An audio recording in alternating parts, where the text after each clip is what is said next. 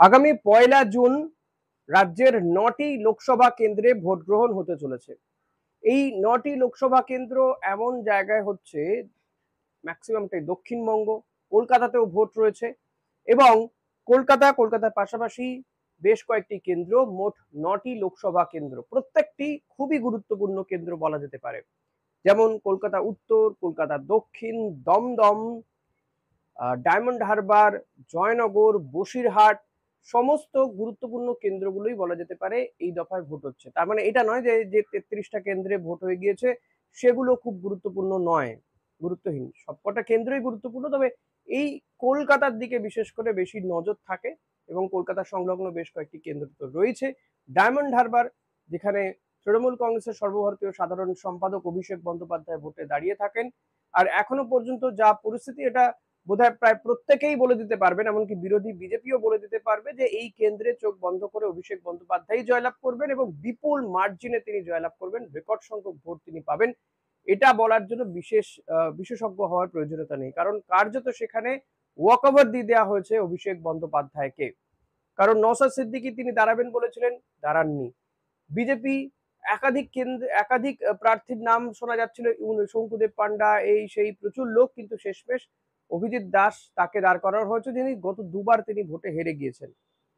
ফলত ডায়মন্ড হারবার কেন্দ্র নিয়ে চর্চা করার আর বিরাট কিছু নেই। কলকাতা উত্তর নিয়ে ইতিমধ্যে আলোচনা করা হয়ে গেছে, কলকাতা দক্ষিণও তথৈবচ। সেখানেও বিজেপির খুব বেশি শক্তি নেই, ইনফ্যাক্ট কলকাতাতেই বিজেপির খুব একটা শক্তি নেই।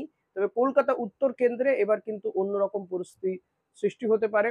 আমরা দেখলাম প্রধানমন্ত্রী নরেন্দ্র মোদী প্রথম তিনি রোড শো করলেন, এবং যেহেতু এখানকার প্রার্থী তাপস রায় বিজেপির, পাশাপাশি তৃণমূল কংগ্রেসের মধ্যে একটা অন্তর্ঘাতের সম্ভাবনাও রয়েছে, একটা আশঙ্কা রয়েছে। তৃণমূল নেতৃত্ব খোদ আশঙ্কা করছে, বেশ কয়েকজন কাউন্সিলর তারা বসে যাচ্ছেন। সুদীপ বন্দ্যোপাধ্যায়ের বিরুদ্ধে একাধিক অভিযোগ যে তিনি যোগাযোগ রাখেন না দলীয় নেতৃত্বের সঙ্গে, দলীয় কর্মীদের সঙ্গে। ফলত এখানে একটা অন্তর্ঘাতের একটা আশঙ্কা রয়েছে, এবং সেক্ষেত্রে কিন্তু সুদীপ বন্দ্যোপাধ্যায়ের জন্য খুব একটা সুখকর হবে না এই কলকাতা উত্তর কেন্দ্রটি। দমদম কেন্দ্র নিয়েও আলোচনা করা হয়েছে এক প্রশ্ন, তবু বলবো যে এই কেন্দ্রে নিঃসন্দেহে অ্যাডভান্টেজ সৌগত রায়। যাদবপুর কেন্দ্র, যেটি অত্যন্ত গুরুত্বপূর্ণ, এবারও তার গুরুত্ব অপরিসীম। আর এবার কিন্তু যাদবপুর কেন্দ্রে ত্রিমুখী লড়াই হচ্ছে, আর যাদবপুর কেন্দ্র নিয়ে আমি আলোচনা করব। নমস্কার, আমি ঋষিকেশ। যাদবপুর কেন্দ্র নিয়ে আলোচনা করতে গিয়ে বলতে হয়, এই যাদবপুর কেন্দ্র কিন্তু বরাবরই নজর থাকে, এবং প্রত্যেকবার বলা যেতে পারে এখান থেকে তৃণমূল কংগ্রেসকে লাস্ট কয়েকটা নির্বাচনে দেখা যাচ্ছে তৃণমূল কংগ্রেসকেই জিতিয়েছে যাদবপুরের বাসিন্দারা। যাদবপুর কেন্দ্র এমন একটি কেন্দ্র যেখান থেকে মমতা বন্দ্যোপাধ্যায়ও জয়লাভ করেছিলেন, তাকে পরাজয়ের মুখও দেখতে হয়েছিল। এই যাদবপুর কেন্দ্র থেকেই সোমনাথ চট্টোপাধ্যায় তিনি সিপিএম প্রার্থী হয়ে জয়লাভ করেছেন, আবার হেরেওছেন। এই যাদবপুর কেন্দ্রতে আমরা দেখেছি যে নেতাজি সুভাষচন্দ্র বসুর ফ্যামিলির যিনি সদস্য, পরিবারের সদস্য সুগত বসু, তিনি সাংসদ হয়েছেন। কবির সুমন তিনি সাংসদ হয়েছেন। অভিনেত্রী মিমি চক্রবর্তী তিনি সাংসদ হয়েছেন। আর এবার যাদবপুর কেন্দ্রে তৃণমূল কংগ্রেস প্রার্থী করেছে সায়নী ঘোষ। সায়নী ঘোষ একেবারে বিতর্কিত নেত্রী, তার একাধিক বক্তব্য নিয়ে বিতর্ক হয়ে থাকে। আর এই যাদবপুর কেন্দ্র থেকে সিপিএম এর লাস্ট যিনি সাংসদ ছিলেন সেই সুজন চক্রবর্তী, তাকে কিন্তু এবার যাদবপুর কেন্দ্র থেকে টিকিট দেয়নি সিপিআইএম, তাকে টিকিট দেওয়া হয়েছে দমদম কেন্দ্রে। আর সিপিএম এক্ষেত্রে তরুণ মুখ সৃজন ভট্টাচার্যকে প্রার্থী করেছে। বিজেপির পক্ষ থেকে আমরা দেখেছিলাম 2019-এ লোকসভা নির্বাচনে মিমি চক্রবর্তীর বিরুদ্ধে লড়াই করেছিলেন অনুপম হাজরা। সেই অনুপম হাজরা কিন্তু এবার আর বিজেপির পাত্তাই পায়নি। ইনফ্যাক্ট ভোটের আগে তিনি বিজেপি বিরোধী একাধিক মন্তব্য করেছিলেন, তাকে আর টিকিট দেয়নি দল। তার পরিবর্তে অনির্বাণ গাঙ্গুলি, তাকে বিজেপি এবার প্রার্থী করেছে। অনির্বাণ গাঙ্গুলির রাজ্য নেতৃত্বের জন্য বা রাজ্য নেতাদের সঙ্গে তার খুব একটা যোগাযোগ থাকে না, এই রাজ্য পলিটিক্সেও তিনি খুব একটা থাকেন না। কেন্দ্রীয় স্তরে তিনি একাধিক দায়িত্ব পালন করে থাকেন বিজেপির হয়ে। সেই অনির্বাণ গাঙ্গুলিকে বিজেপি প্রার্থী করেছে, আর বামেদের পক্ষ থেকে তরুণ মুখ সৃজন ভট্টাচার্যকে প্রার্থী করা হয়েছে। সায়নী ঘোষের কথা বলতে গিয়ে বলতে হয় যে সায়নী ঘোষের বিরুদ্ধে কিন্তু একটা কনসলিডেট ভোট হতে পারে বিরোধী সায়নী ঘোষের বিরুদ্ধে, কারণ তার কিছু মন্তব্য, এই শিবলিঙ্গকে কন্ডম পরানো সহ তার যে কিছু মন্তব্য, সেই মন্তব্যগুলো কিন্তু তার বিরুদ্ধে যেতে পারে, এবং বিজেপিও প্রচারে সেই বিষয়টাকে হাতিয়ার করেছে। ফলত এখানে হিন্দু ভোটকে এককাট্টা করার একটা প্রয়াস রয়েছে, বিভিন্ন মাধ্যম থেকে সেই প্রচেষ্টা চলছে, যারা বিজেপি পন্থী বা বিজেপি মাইন্ডেড, বিজেপি তো বটেই। অপরদিকে এখানে যদি দেখা যায় তাহলে তৃণমূলের বিপক্ষে আর কোন বিষয়টা যাচ্ছে, তৃণমূলের বিপক্ষে যাচ্ছে একদা ভাঙড়ের বিধায়ক আরাবুল ইসলাম, তাকে ভোটের আগে আগে শ্রীঘরে পাঠিয়ে দেওয়া। এক্ষেত্রে অনেকেই শওকত মোল্লার হাত দেখছেন, ফলত আরাবুলের যারা সাঙ্গপাঙ্গ রয়েছেন, আরাবুলের যারা অনুগামী, ইনফ্যাক্ট তার যে ছেলেপুলেরা, তারা কিন্তু বসে যাচ্ছেন বলে জানা যাচ্ছে, তারা ভোটে খুব একটা সক্রিয় নয়। অপরদিকে এই যাদবপুর কেন্দ্র, যেটা বলছিলাম যে একটা সময় বামেদের শক্ত ঘাঁটি ছিল, আস্তে আস্তে ক্ষয়িষ্ণু বামেরা সৃজন ভট্টাচার্যকে প্রার্থী করে বামেরা কিন্তু আবার একটা উজ্জীবিত হওয়ার প্রচেষ্টা করছে, এবং সৃজন ভট্টাচার্যের প্রচারে আমরা দেখেছি যে সিপিএম এর পক্ষ থেকে প্রচারে কোনো কসুর করা হচ্ছে না। গতবার বিকাশ রঞ্জন ভট্টাচার্যকে প্রার্থী করেছিল, তিনি যথেষ্ট ভোট টেনেছিলেন, কিন্তু সৃজন ভট্টাচার্যের জন্য কিন্তু এবার বহু বাম কর্মী সমর্থকরা তারা ঝাঁপিয়েছেন, বহু শীর্ষ নেতৃত্ব তারা প্রচারে গিয়েছেন, এবং সৃজন ভট্টাচার্য ভালো রেসপন্স পাচ্ছেন, এটাও কিন্তু একটা ফ্যাক্ট।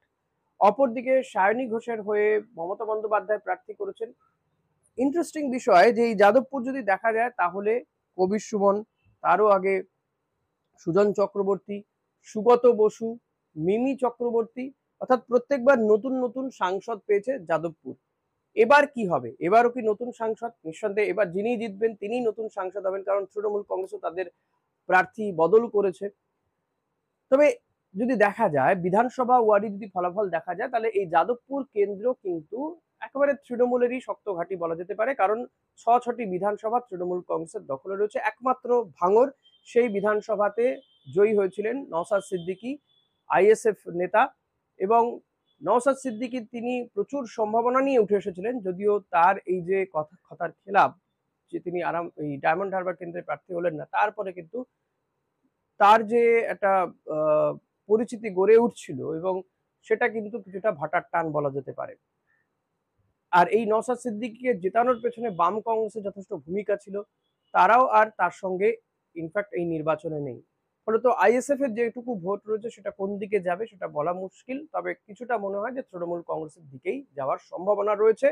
আবার ভাগও হতে পারে, কিছু অংশ হয়তো বামেদের দিকেও যেতে পারে।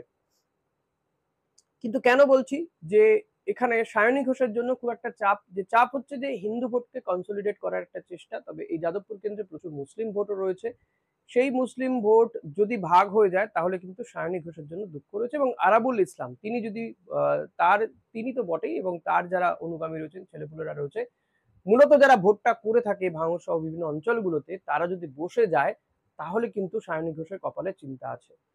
তবে এক্ষেত্রে বলা হচ্ছে তৃণমূল কংগ্রেসের পক্ষ থেকে যে শওকত মোল্লা, তিনি গোটা বিষয়টি হ্যান্ডেল করছেন, ক্যানিং পূর্বের বিধায়ক। আবার দেখুন ইন্টারেস্টিং বিষয়, যিনি একটা সময় বামেদের ছিলেন, বামেদের মন্ত্রীও ছিলেন, সেই রেজ্জাক মোল্লা তিনি কিন্তু বলে দিয়েছেন যে তাকে আমরা দেখেছি যে বিজেপি প্রার্থী তার বাড়িতে গিয়েও ছিলেন, তার একটা সমর্থন বিজেপি প্রার্থীর পক্ষে রয়েছে। এই সব মিলিয়ে যাদবপুর কেন্দ্র কিন্তু একটা ইন্টারেস্টিং লড়াই হতে চলেছে, ত্রিমুখী লড়াই, যে কারো দিকে কিন্তু ভোট যেতে পারে। তবে তৃণমূল কংগ্রেসও কিন্তু এখানে বেশ সাবধানী। সায়নী ঘোষ তিনি যথেষ্ট সাবধানী প্রচার করছেন, তাকে প্রচারে দেখা গিয়েছে তিনি শিবের গলায় গিয়ে মালা দিয়েছেন, যেটা নিয়ে মূলত তার বিরুদ্ধে প্রচারে সরব হয়েছে বিজেপি। এই যাদবপুর কেন্দ্রে বিজেপির যে পাখির চোখ সেটা বলার অপেক্ষা রাখে না। প্রধানমন্ত্রী নরেন্দ্র মোদী তিনি প্রচার করে গিয়েছেন অনির্বাণ গাঙ্গুলির হয়ে। তবে অনির্বাণ গাঙ্গুলির জন্য একটা বিষয় তার বিরুদ্ধে রয়েছে, যেহেতু রাজ্য নেতাদের সঙ্গে তার খুব একটা যোগাযোগ নেই, তবে সেক্ষেত্রে কিন্তু দেখা যাচ্ছে যে বিজেপি কর্মী সমর্থকরা, রাজ্য নেতৃত্ব তার হয়ে ঝাঁপাচ্ছেন, এটা একটা ভালো দিক। তবে তৃণমূল কংগ্রেসের জন্য চিন্তার বিষয় এখানেই যে প্রার্থী যেহেতু সায়নী ঘোষ, এবং মিমি চক্রবর্তীর বিরুদ্ধে অভিযোগ ছিল গতবারের যিনি সাংসদ ছিলেন তৃণমূল কংগ্রেসের, যে তাকে খুব একটা এলাকায় দেখা যেত না,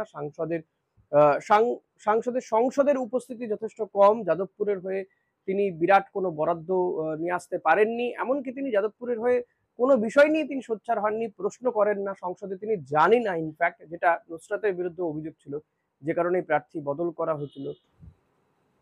ভোটের আগে আগে মিমিকেও দেখা যায় তিনি মমতা বন্দ্যোপাধ্যায়ের কাছে গিয়ে বলেন যে তিনি আর ভোটে দাঁড়াতে চাইছেন না, এমনকি তিনি তো বিধানসভায় যিনি স্পিকার রয়েছেন তার কাছে গিয়ে পদত্যাগপত্র দিয়ে আসেন, যদিও তার সংসদে পদত্যাগপত্র দেওয়ার কথা ছিল, অর্থাৎ লোকসভার স্পিকারের কাছে। সব মিলিয়ে কিন্তু তৃণমূল এখানে বেশ খানিকটা ব্যাকফুটে রয়েছে বলা যেতে পারে। তবে তাদের পক্ষে সবচেয়ে বড় বিষয় যেটা যে মার্জিন সেটা কিন্তু অনেক 2019 যদি মার্জিন দেখি, মিমি চক্রবর্তী এই কেন্দ্রে 47.91% ভোট পেয়েছিলেন, বিজেপি পেয়েছিল 27.36% ভোট, সিপিআইএম পেয়েছিল 21.04% ভোট। 2019-এর কথা বললাম। 2014 সালে তৃণমূল কংগ্রেস পেয়েছিল 45.83% ভোট, বিজেপি পেয়েছিল 12% ভোট এবং সিপিআইএম পেয়েছিল 36% ভোট। একবার শুধু খেয়াল করুন 2014 সালে এবং 2019 সালের 2014-তে বিজেপি পেয়েছিল 12% ভোট, 12% কিছু বেশি, সিপিআইএম ছিল 36%। অর্থাৎ সিপিআইএম এর ভোট 2014 থেকে 2019-এ গিয়ে বেশ খানিকটা কমে গিয়েছে, 21% দাঁড়িয়েছে, 36 থেকে 21 মানে হচ্ছে প্রায় 15% কমে গিয়েছে। আর দেখুন বিজেপির ভোট বেড়েছে 12 থেকে 27, আর যদি হিসেব করে দেখেন 12 থেকে 27 অর্থাৎ প্রায় 15% ভোট বেড়েছিল কিন্তু বিজেপির। সিপিএম এর 15% ভোট কমেছিল, বিজেপির 15% ভোট বেড়েছিল। ফলত এক্ষেত্রে যে বলা হচ্ছিল 2019-এ যে বামেদের ভোট রামেতে গিয়েছে, সেটা কিন্তু এই হিসেব থেকে খানিকটা পরিষ্কার হয়। তবে এই ক্ষেত্রে বাম, বিজেপি, কংগ্রেস, তৃণমূল প্রত্যেকেরই বক্তব্য যে ওভাবে কারো ভোট হতে পারে না, মানুষ যে কাউকে ভোট দিতে পারে, ভোটার কারো কেনা নয়। তবে এটা তো ঠিক, যারা বামেদেরকে তৃণমূল বিরোধী হিসেবে ততটা বিশ্বাসযোগ্য মনে করেননি, তার থেকে বেশি বিজেপিকে অনেক বেশি বিশ্বাসযোগ্য মনে করেছিলেন, ভোট দিয়েছিলেন। এইবার কি হবে সেটা কিন্তু অত্যন্ত গুরুত্বপূর্ণ বিষয়। আজকের মতো এখানেই শেষ করবো। ভিডিওটি ভালো লাগলে লাইক, কমেন্ট, শেয়ার করতে ভুলবেন না। ধন্যবাদ।